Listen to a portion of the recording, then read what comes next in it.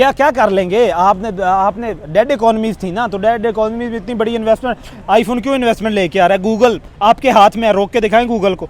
Dead economy में Google investment लेके आता है। एक और बहुतान भी लगा है इमिग्रेशन का। दिस इज कि इंडिया जो सा है वो चीट करता है इमिग्रेशन के अंदर, स्पेशली अगर देखा जाए तो in the half of the world हमें जो सीईओज हैं वो इंडियंस नजर आते हैं। वाई?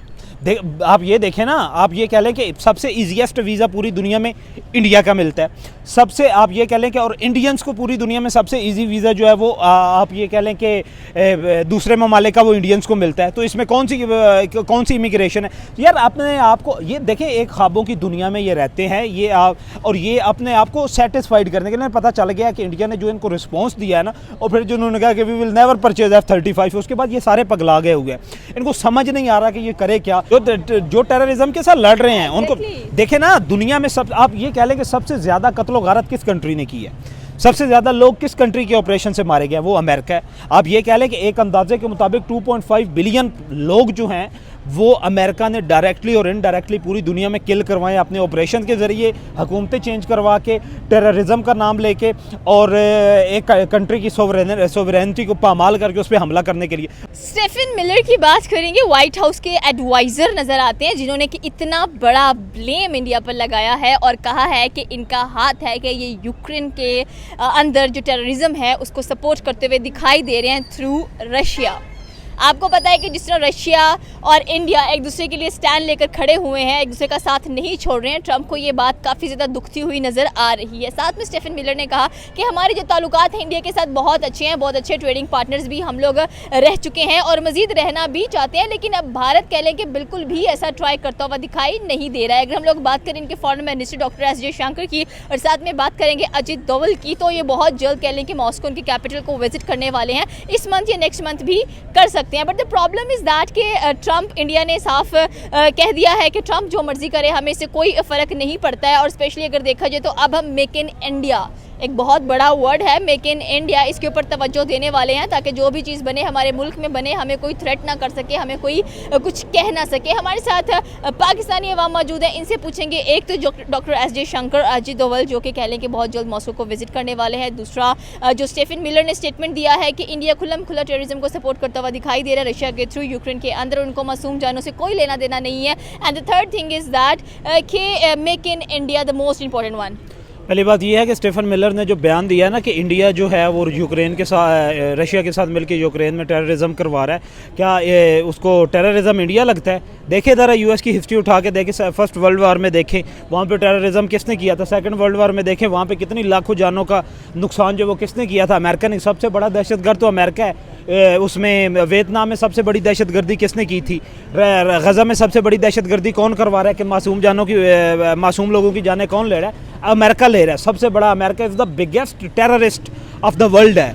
और जो इसका हर प्रेसिडेंट, कोई भी प्रेसिडेंट जो आता है, हर प्रेसिडेंट की ये कोशिश होती है कि वो मासूम लोगों की जाने ले, और हर प्रेसिडेंट अपने माथे पे जो वो किलर का टैग जो है वो लगवा के जाता है जब भी प्रेसिडेंसी तो उतरता है। 22 साल ये लोग जो हैं इधर रहे हैं, यहाँ पे अफगानिस्तान में रहे हैं, यहाँ पे इन्होंने कितना बड़ा टेररिज्म, कितनी बड़ी इन्होंने आग की होली खेलते रहे, यहाँ पे कितने मासूम जान, वो जाने इनको नज़र नहीं आती।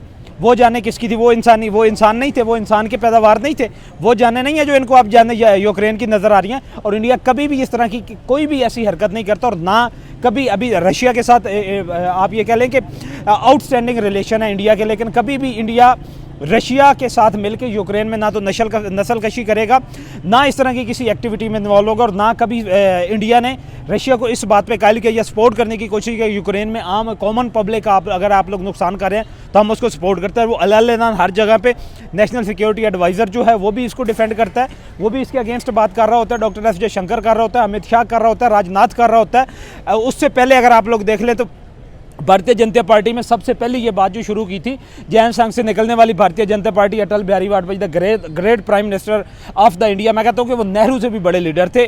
अटल बिहारी वाजपेयी से लेके आप लोग देख लें उन्होंने कौन सा टेररिज्म जो वो इंडिया ने किया, किस मुल्क पे जाके उन्होंने कब्जा किया, किस मुल्क पे जाके उन्होंने लोगों को जो है वो कत्ल गारत किया, किस मुल्क पे उन्होंने जाके दहशतगर्दी फैलाई, किसी के साथ नहीं की। पाकिस्तान और इंडिया के दरमियान ताल्लुकात जो है वो सिर्फ और सिर्फ एक बॉर्डर, एक डिस्प्यूटेड टेरिटरी की वजह से इनके दरमियान हालात जो है वो ख़राब होते हैं, और वो भी मिलिट्री लेवल पे होते हैं। इंडिया ने कभी भी ना पाकिस्तानी पब्लिक पे अटैक किया, ना पाकिस्तान को नुकसान किया, कॉमन पब्लिक को नुकसान पहुंचाया, ना उनको किल किया।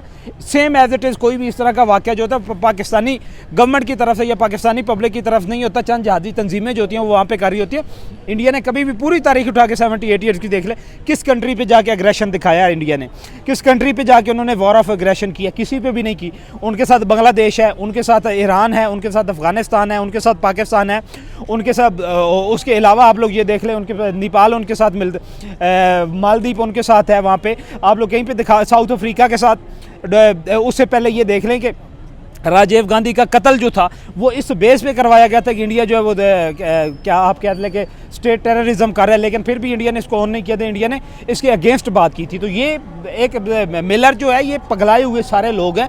अब ये इनको समझ नहीं आ रहा कि हमने इंडिया को थ्रेट किया, हमने इंडिया पे टैरिफ इम्पोज किया, लेकिन कोई फ़र्क नहीं पड़ा। इंडिया अपने पैरों पे जो है वो खड़ा हुआ है। इंडिया ने कोई मैटर ही नहीं किया, माइंड ओवर मैटर का कॉन्सेप्ट उन्होंने अपनाया हुआ है कि जो मर्जी ये भौंकता है, जो मर्जी ट्रंप भौंकता है, जो मर्जी जो है मिलर भौंकता है, जो मर्जी जेडी वेनस जो है वो भौंकता है, लेकिन हमने कुछ भी नहीं करना, हमने चुप करके अपना काम करना है और वो वर्किंग करे मेड इन इंडिया पे।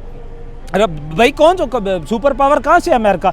आप सुपरियरिटी, आप ये कहते हैं कि अगर इंडिया आपकी बात माने तो फिर तो इंडिया बहुत अच्छा है, इंडिया आपकी बात माने तो इंडिया टेररिस्ट स्टेट भी नहीं है। अभी रिसेंटली आपने देखा होगा कि किस तरह से कह लें कि जितना चाइना तेल ले रहा है रशिया से, उतना कह लें कि इंडिया भी ले रहा है। और रिसेंटली इंडिया ने तो चाइना को भी पीछे छोड़ दिया, स्मार्टफोन्स की एक्सपोर्ट जो कि अमेरिका में की गई है, और स्पेशली अगर देखा जाए तो उसमें मेड इन इंडिया ही लिखा हुआ है। देखें पहली बात ये देखें ना कि एक तरफ से आप लोग धमकियां लगा रहे हैं, आप सबसे पहले रोकें एप्पल को। एप्पल ने ऐलान किया, उन्होंने कहा जो करना है ट्रंप ने जो उखाड़ना है उखाड़ ले, मैंने तो अपना प्लांट जो है वो इंडिया में ही लगाना और मैं इंडिया से ही प्रोड्यूस करूंगा। ये 25% का ये 50% लगा दे फिर भी मुझे इकोनॉमिकल पड़ता है, और फिर भी मैं अमेरिका में और यूरोप में वही आईफोन बेचूंगा जो कि इंडिया में बने हुए होंगे। गूगल आज 600 अरब डॉलर की इन्वेस्टमेंट लेके आ रहा है। टेस्ला ऑलरेडी वहाँ पे टेस्ला ने गाड़ी लॉन्च किया, अपना शोरूम लॉन्च किया, साथ वो अब लेके आ रहा है कि मैं अपना वेयर हाउस जो है वो भी बनाने जा रहा हूँ। तो ये टेररिस्ट स्टेट की तरफ लेके आएंगे। एक तरफ से फिर कहते हैं कि इंडिया जो है वो डेड इकोनॉमी है। ट्रंप कहते हैं इंडियन, ट्रंप के बेटे के सबसे ज्यादा विजिट पूरी दुनिया में इंडिया में होते हैं। ट्रंप टावर कितने बना रहे हो आप इंडिया में? सबसे ज्यादा इन्वेस्टमेंट पूरी दुनिया में आप लोग कहाँ पे कर रहे हो?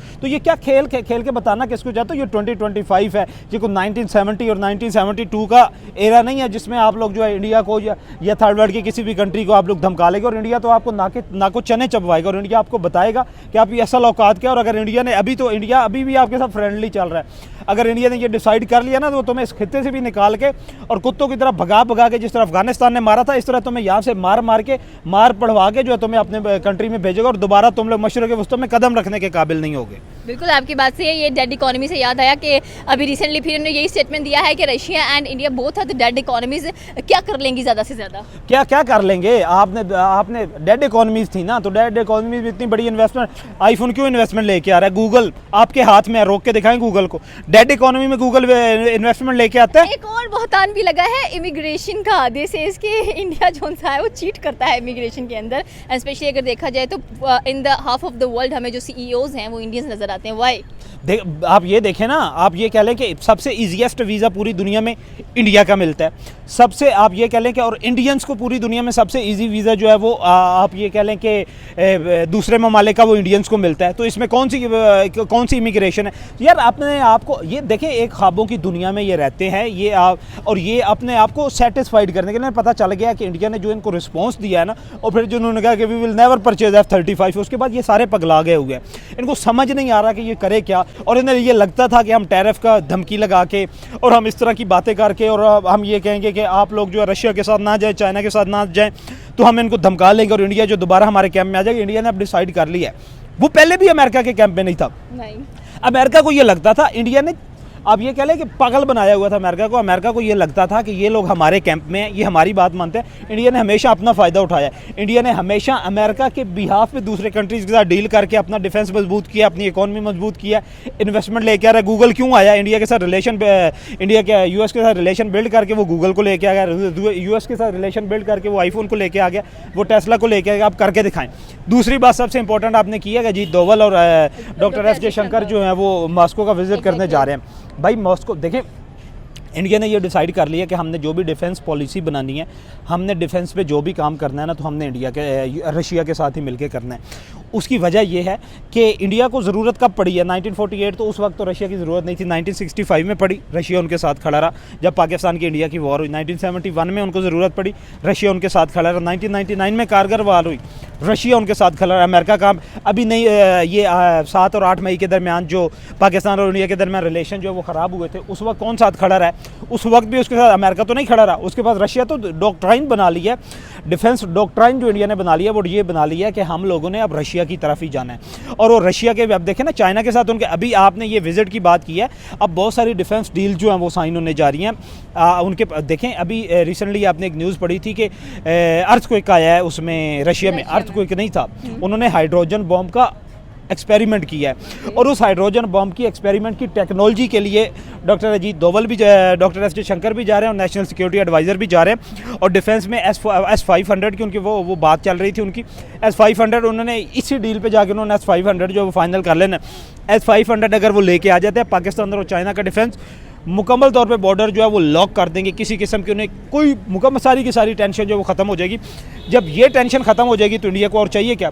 जब इंडिया, और उसके बाद फिर अगर बॉर्डर टेंशन जो है चाइना की और इंडिया की ख़त्म हो जाती है तो फिर किसकी तरफ जाएंगे? न्यू ओरिजिन ऑफ रेकले की तरफ वो जाएंगे। और जब रेक बन जाएगा तो फिर इंडिया को तो ये आंखें दिखाएंगे, इंडिया को तो ये उखाड़ पकाड़ के और इंडिया को यहाँ से जूते मार के भगाएगा। और भगाएगा भी सिर्फ इंडिया, और कोई नहीं है यहाँ पे एशिया में जो हमें नज़र आता है जो इसको भगाएगा। बिल्कुल आपकी बात है कि साबित कदमी और अपनी सोवरेनिटी के लिए खड़े होना बहुत अच्छी बात है, कोई गलत बात नहीं है। देखिए, मैं पता है इंडिया, आप ये कह लें कि माइंड सेट है अमेरिका का बना हुआ है, दूसरे कंट्रीज़ का, पाकिस्तान के साथ ले लें, बांग्लादेश के साथ ले लें, जहाँ पे आप ये कह लें कि आप रियल डेमोक्रेटिक फोर्सेस नहीं होती, रियल डेमोक्रेटिक पॉलिटिशियन नहीं होते। इंडिया में आप ये कह लें कि हर तीसरा पॉलिटिशियन जो ग्राउंड लेवल से उठ के आ रहा है। आप अटल बिहारी वाजपेयी को देख लें, आप अडवाणी को देख लें, अमित शाह को देख लें, आप अमित शाह को देख लें, नरेंद्र मोदी को देख लें, लालू प्रसाद यादव को देख लें, योगी नाथ को देख लें, तो उन्हें ये सारे, क्योंकि ये पब्लिक से उठ के आए हुए हैं और इन्हें पब्लिक इंटरेस्ट के अलावा इन्हें किसी किस्म की फोर्सेस का या किसी किस्म की सुपर पावर का कोई थ्रेट नहीं होता। इन्हें पता होता, और इन्हें यह भी पता होता है कि हमें कोई गिरा नहीं सकता।